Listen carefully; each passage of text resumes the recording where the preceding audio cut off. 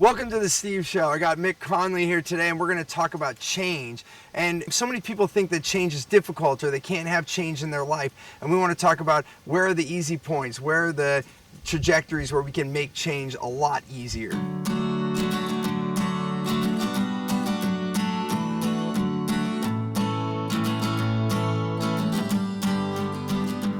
So Mick, when we think about change, and like so many of us come across, and finally at some point we become conscious of something that we don't want, or maybe something from our family, like we're like, oh, I don't want to be like my dad, and then we do something just like our dad. Like, go figure. I've done that. And whatever we want in our career, in our business, there's a point where we want that change, and sometimes it just keeps happening. No matter what you do, it's still there, and we believe that it's really hard to make that shift. Yeah. And sometimes it seems like the more we try not to do something, we inevitably end up doing it, which is, kind of like all the Greek tragedies where when you try to avoid the fate, you end up making it worse. And, in that case, it's the attention to what you don't want, too much attention to what you don't want. So initially, realizing what you don't want is very necessary in figuring out what you do want. And it's the contrast. We love contrast as human beings. What are we drawn to? Contrasty images. The more contrasty, the better. But when we get stuck on the contrast that inspires what we do want, that we end up just attracting what we didn't want in the first place. Yeah, it's like putting more energy to that. I remember like when I'd say something I don't want, I'd say erase, erase, delete, delete, and I'd make a big deal about it. And I actually don't do that now. Now I'm just like, okay, that's not what I want. Let me choose again, because projecting that energy on it, just like if you project on something you really want, you're like, I really, really want this. You're putting that energy towards it.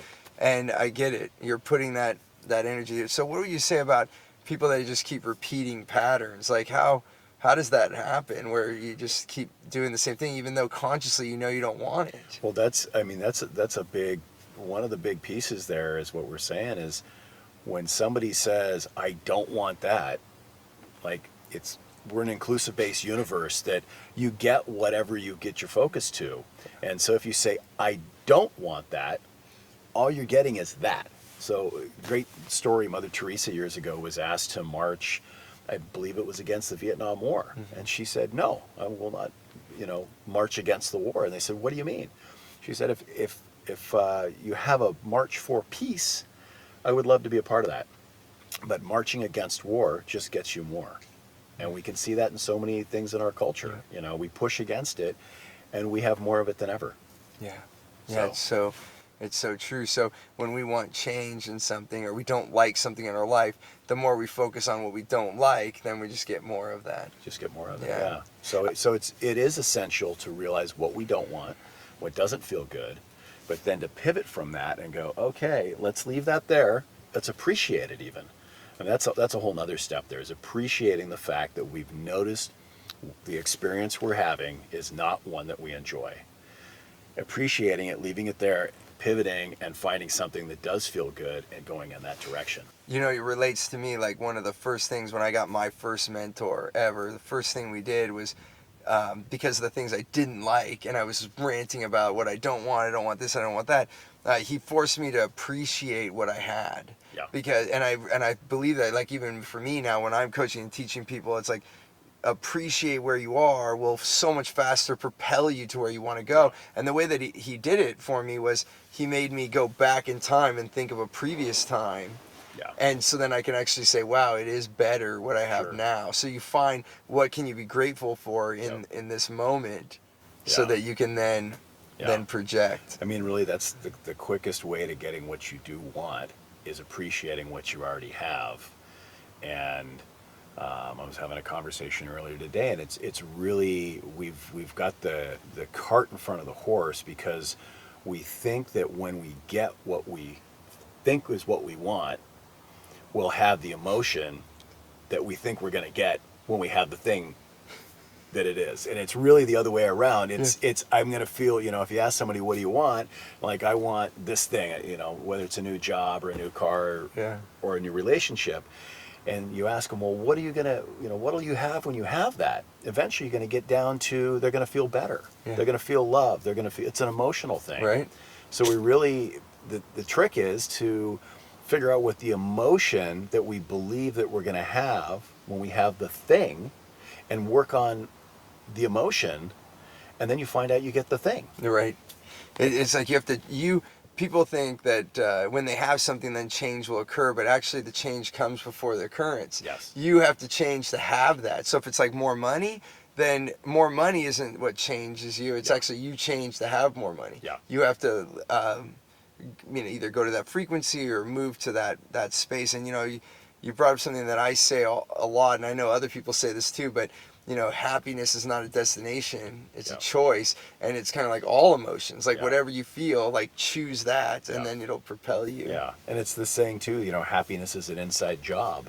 You hear people say, if only this person wouldn't do that, then I could feel happy.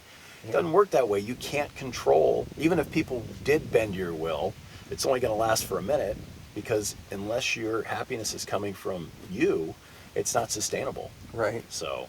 Yeah, you can't predict what other people are going to do nor control them. And in fact, that energy is just depletion. You're like pushing energy away. Yeah. Like especially it comes even to blaming. Like if they didn't do this, then I would have that. And for me, I feel like that's taking your energy away from your own life force. Yeah. Like, can you imagine if you're putting all that off? Like if they didn't do that, or if that rock wasn't there, it could even be an inanimate object. Yeah. Like if that rock isn't there, then I rock. I wouldn't have hit my car or scratched it, right? But then you have to, if you actually would stop, if anybody listening to us too, like they just stop and you say, what can I do? Right. What can I do about that? And that takes all the energy back inside. I think the first step, and we talked about blame, is not to blame yourself, because initially the blame is actually up the emotional scale from hopelessness and helplessness. And if you don't have what you want and you've been working at it for a while, you may feel a bit hopeless or helpless. So blame is at least in the right direction. It is externalizing it, and then from there, even anger, you're angry about it. Well, I don't want to be angry, but it's better than hopeless or helpless. Yeah. So realize that you're working up the emotional scale. Don't get stuck though. It's like climbing a ladder. You want to get to the top. You don't want to hang out in the middle, but you still have to go through those rungs to get to the top. You can't skip them. You can't. Yeah. You can't unless you're a ninja, but that's a whole nother department. That's another time. Yeah, we'll do that in the advanced interview, right? Yeah, it's we were talking earlier how we like repeat these things too. Like sometimes we consciously know we want change, but then subconsciously we keep running the same pattern. Yeah. Maybe speak to that a little bit, like. Well, yeah, there's a couple of different, from my experience at least, there's a couple of reasons that we keep running the patterns. And like when we work with somebody using NLP, typically it's these belief and identity structures that we've adopted and written into our code, so to speak, at a young age. And those are very much subconscious or unconscious. And when we get close to having that thing that we do want, for some reason that pops up. And I like to use the example of the old RoboCop film, where RoboCop tries to get the bad guy, and it's in violation of the Prime Directive. And so we all have these Prime Directives that are written in our code, our operating system. Yep. And when we try and violate them, it throws a spanner in the works, and things grind to a halt or go off route. And until we recognize that that's happening, we just think, I'm never going to get this thing. Yeah. And it's when we can realize, that this is happening. And it, often it's happening out of loyalty to our parents. So much of this is familial in a sense, that we are trying to be true to our family. We are trying to do the things that we believe are necessary to do based on our experiences of how our parents or our parental unit, whoever that was, how they handled the situation. So it's by revealing that and then revising it, and most often it's a misunderstanding actually. When we're actually able to take a look at it, it's a whole other thing. Well, yeah, I had a client that was running a business, and she was deathly afraid of using the phone. And even angry about it. Like, it did not want to use the phone. And what it came down to is when she was a kid, her grandmother passed away, and they were told via the phone. So at a very young age, and she didn't even remember Right. this, at a very young Right. age, she was not recalling this in that way. Right. But she had realized, she never the phone was death. Yeah. It was like someone's gonna die. It's very bad. Yeah. Very bad. But then you become an adult and you don't reference that moment. Right. But through questioning and Yep. interviewing her, Yep. I was able to find that moment, and then just realizing that, just for her to realize, like, oh, Yep. I'm an adult now, and I know that people don't die Yeah. when the phone rings. But that like you're saying, just acknowledging it's a misunderstanding. It's an association. It's a misassociation where their system and like the business that my wife and I operate in San Francisco, we treat allergies. And basically it's any stimuli. And when you people often ask, like, well, how did I become allergic to this substance? Because these things aren't toxic. They're not going to kill you. So why is one person's system reacting and somebody else's isn't? And quite often, if you care to take the time, we can actually get back to the original case where they first, like, after what point they first began to have this reaction. And it's almost always something traumatic. They could have been sick, they could have been having a trauma, physical or emotional, and after that, all of a sudden, so what happened is, like the phone, something traumatic was going on, something else was included, and our system decided, oh, that was the problem. Right. It's like I remember I was having, for the longest time, I didn't want to eat pizza anymore because we were having pizza and I got the flu. And so then every time I smelled pizza or saw pizza, then I felt sick. Yeah. Right. But then we're Italians, we have so much pizza at the house. Yep. I think that I finally got over it. but there's a period where I'm like, and everyone's, because we used to make our own pizza at home, and my aunts and my mom, and then they're like, what's wrong with you? I'm like, can't eat I think a pizza. lot of people that, especially that have an aversion to a certain alcohol, that's a real strong one because, smell and taste are such strong triggers. And it seems so many people that had a really bad experience with, pick their poison at a young age, that's a no-go. From then on, they just I don't like tequila or this or that. Yeah, you had a bad experience once, and more so with something that's olfactory or gustatory. Yeah, absolutely. And then how do you see this in business? Like with the people you work with, where do they do this in their careers? Like, because we're talking about different things. Yeah. Often, people, like I said, so much of this really often occurs at such a young age that it's really not a conscious association with it. Sometimes there is. Sometimes there are things that people can go, yeah, I was growing up, I watched my mom or my dad do this, and I decided that they made a decision about themselves and about life. I think more often those decisions, the ones they can remember, are the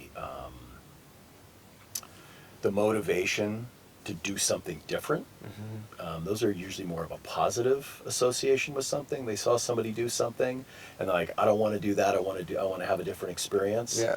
But it seems like the negative ones are more under the surface, and they're a little harder to root out. And that's where it's really, really nice to have another person to work with, whether it's a mentor or a coach or somebody that can help you get in. Because some of those questions too, because we are dealing with the shadowy, the fear-based stuff, we may not want to go there. It's a little scary to go in there and turn on the light for the first time. Absolutely. You think about life. We wake up, maybe we feel bummed out about something, maybe we had a bad dream about or a memory. You look in the mirror, you put your game face on, you get dressed for the day, and you go out there and you're trying to be the best you that you can be. But deep down, something's running in the background that causes these things. And you're right, we don't want to talk about it. And I've worked with executives and entrepreneurs, and you're like getting stuck on something, like whether it's growth or they're having customer service issues or different things. And they can have all the strategies. And this is how I catch it when I'm coaching. I give them all the strategies. And the reason I even got into this realm, how you and I met, is because I'm teaching a lesson. Person A and person B get the lesson. Person A goes and they make $1 million in their business. Person B is just stuck. And you're like, it's the same lesson. Like, what happened? And then you realize it's the mindset. Like, whatever's holding them back, like that other woman I was talking about, to not be able to make phone calls. Like, how do you run a business without being able to talk on the phone? You can, but it's very difficult. Very difficult, right? So it's opening this up. So I guess, what would you suggest to people out there listening to this right now? Like, if they know this is happening, like, what's the, what should they be open to? Because I think part of it's an openness, right? Like, you have to be willing to, like, kind of go back to those moments. It's not like you have to dwell there. Mm-hmm. I think that's what people think. They're going to have to dwell there. But you can have a semi-short conversation, like within an hour or two, and see significant shifts. So I guess, how do people open up to that? Or how would you suggest they take the first step?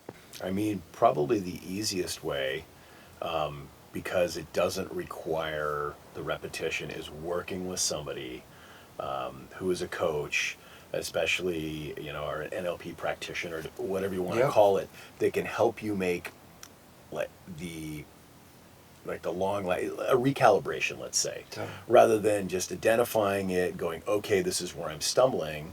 It is much easier to go ahead and just readjust things, retune, to reset the baseline.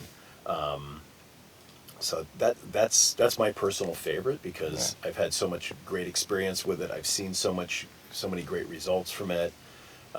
So that work is that's my first go-to. And I agree. Yeah.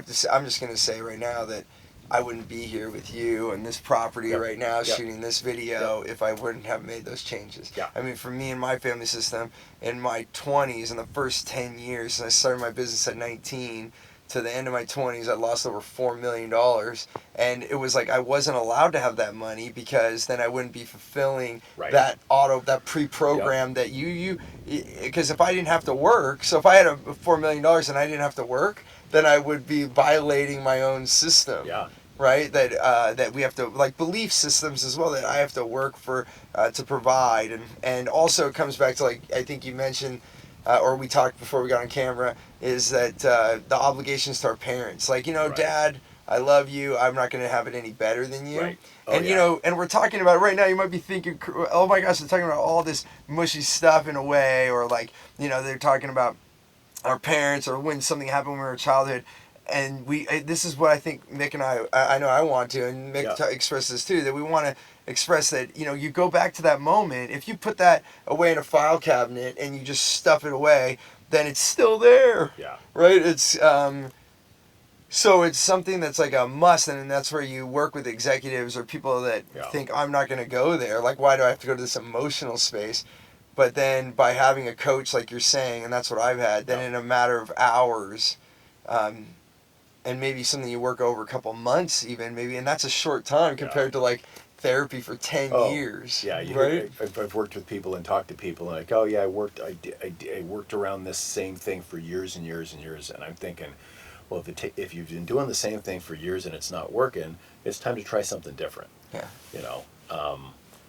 Unless you're building a pyramid that takes years and years and years, this emotional stuff actually can work pretty quickly. It's just you got to find the right fit for you.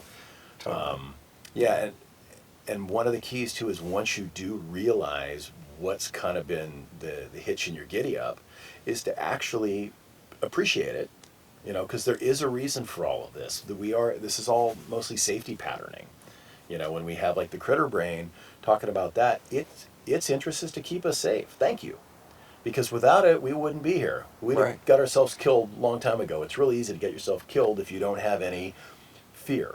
Fear is not bad, but when it's constricting, it's not benefiting. Yeah, because it has there's a positive to it that it's protecting. Like, even that woman, like, that I was talking about with her grandmother, just sticking to this story since we brought it up, is that, that phone call of her grandmother passing away, and she's really close to her grandmother at that young age, that's avoiding death again, right? So at that little kid, that, like, it seems really logical, like, oh, well, the phone is bad, I'm just going to ignore it.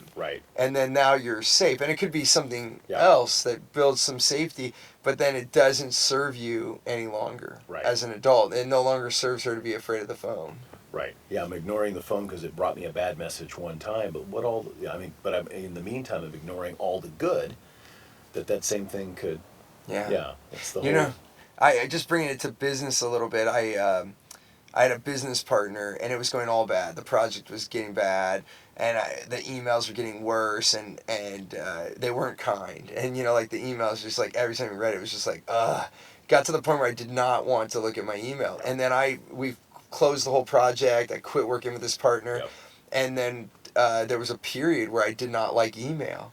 And I didn't recognize I was associating email to all that ugliness, even though, and then I was the guy that, like, didn't even check my email for a period, and then people were like, what the heck, you didn't get my email? And I had to overcome that, and it was through coaching. I got someone else's perspective because I wasn't even noticing it. I just thought email sucked, but I had programmed myself. Yeah, and often it can be a really quick shift, especially if it's not like a really, really core old belief. You know, if that patterning didn't start at a young age, it's much easier to revise something that happened last week or last month or last year than something that happened 30 years ago. Yep. So that's nice to know. And sometimes it can be kind of a quick thing, you know, just reframing something and having a different perspective. Yeah. I was having a conversation earlier today, and we were talking about that. We're talking about perspective and the lenses that we view the world through, and how even if you and I were to occupy the exact same space and view something from the exact same point of view, so the perspective is physically the same perspective. Totally. The lenses that you look through and the lenses that I look through are completely different, and it's a sum of our experience up until now. And then there's even this whole familial thing where we're looking at also through what we took from our parents' perspective. Yeah. So it's really so many different lenses, and, you know, kind of like, you know, when you put different color lenses, you'll lose color. To use the example, if you can pull some of these lenses out, you're going to have a whole different experience. Absolutely. Yeah, it's the way that we look at it. And, you know, I think the easiest way to explain that, for me, I've used this analogy a lot, is if you've ever, like, seen a car for the first time, or you saw a car and you've never seen it in this color, and you see that red car one day, and then you see 5 more that day. They were always there. Right. It's like the filter set, because the subconscious is into the over a million. I think, what is it, like, maybe you know better, it's like close to 2 million per second of information. Well, it's like a million something, and then the conscious mind is 5 to 9 thoughts. 5 to 9 thoughts. I think, what is one of the psychologists said, 7 plus or minus 2. Yep. So it makes sense, like, because then, if you remember the movie with, like, Superman, when he first could hear everything, and he fell to the ground, because he's hearing everything at once. It's kind of like that. If our subconscious opened up a straight pipe, and we, like, saw everything that it saw, or that it was breathing and running our heart, pumping blood, and talking to you, we would probably blow our mind, you know? Well, it's the whole thing about, you know, as human beings, we filter everything through a process of deletion, distortion, and generalization. And so the conversation of, like, that's a chair, and this is a chair, but they're 2 different chairs. Even if we had 2 identical chairs, unless we're able to use those parameters, each time we experience a chair, we're going to have a whole new experience with that chair. Right. And so that's a very simplistic way of looking at the fact that, you know, this is how we deal with things, so that we can spend more time doing what we want and not having to relearn and reintegrate and react to things over and over again. Yeah. So I get it. Which is helpful and also unhelpful when we become too general, especially with people and situations, and not stop to take a second and go, wait a minute, what if anything is different? Or what did you mean by that? Yeah. Because you might say something and it seems straightforward, but it's totally a different meaning to me. Yep. Like, even words we could look up in the dictionary, but it still might be structurally different than... We were talking about that over lunch. Yeah. How different people use different words, and they're all considered, you know, some of them are more slang than others, some of them are more recent, but they all have a different meaning, and you have to, you know who you're talking to. You got to get on their map. Yeah. Well, even just like a word like hurt, you could say, oh, they hurt me. I'm like, hurt you how? Did they say something mean to you, or did they hit you with a hammer? Like, you know, it's like, what is hurt? What does hurt mean in that specific specification? So it's quite amazing. And, you know, this has been amazing talk. So I think, you know, the thing I'm thinking about is how we take this into our life. So I think we open it up. But the last part that I wanted to talk about was when we consciously know we really want something, and then you were talking about the critter brain or Yep. the reptilian brain, Yep. whatever you want to call it, it only knows that you're alive or you're not alive. Yep. And, this is how people get in relationships, or they have like a boss that's not treating them well, or a relationship that they're not getting treated well. Yep. And why they stay there. People Right. drives people nuts. Like, why do you stay there? Well, because the reptilian brain is saying, this is safe. We know this.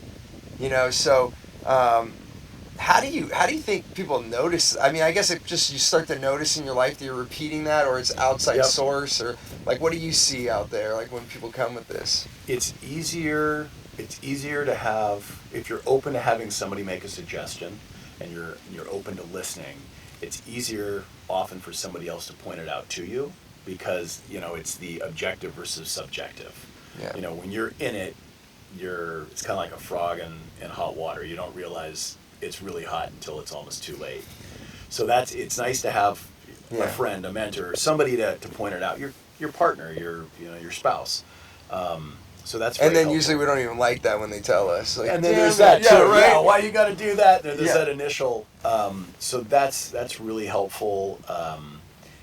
And then to realize, like you said, if somebody is having a repeated experience, and often it takes things to get quite bad for a lot of people before they really, really decide to do something about it. But yeah, if something's happening over and over again, chances are you're just repeating a pattern that you've had from a very young age. Yeah. And then to be conscious, okay, I have this. It's not what I want. What would I like? And then ask yourself what it is you're going to get when you have that thing you like. Focus on that. Because it really, at the end of the day, it boils down to the emotion, not the thing. That's it. So whatever it is that you want, focus on how is that going to make you feel. Yep. How's it going to make you feel? Yeah. And it's kind of like leading with your heart rather than your brain. Yeah. Don't overthink it. Yep. Feel it out. Yeah. So to recap on some thoughts is that, to focus on how that's going to make you feel. And, just one side note on that is that a lot of times you don't even necessarily have to have all of what you think you want. Like maybe you say, I want to make another $1 million, but it's like, well, having that do for you? Oh, I'll have more time. Well, how about you have more time now? Like, what if you could keep the money that you have now and you could have more time, and then you wouldn't need to go do more. Like, and people say, oh yeah, I didn't think about that, right?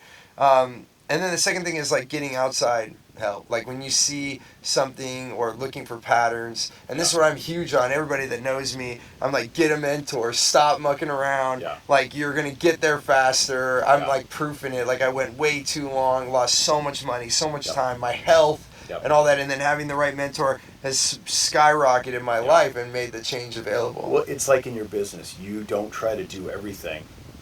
If you're trying to manufacture something, you're not trying to manufacture it and market it, and you've got one guy. One guy. No, that's crazy.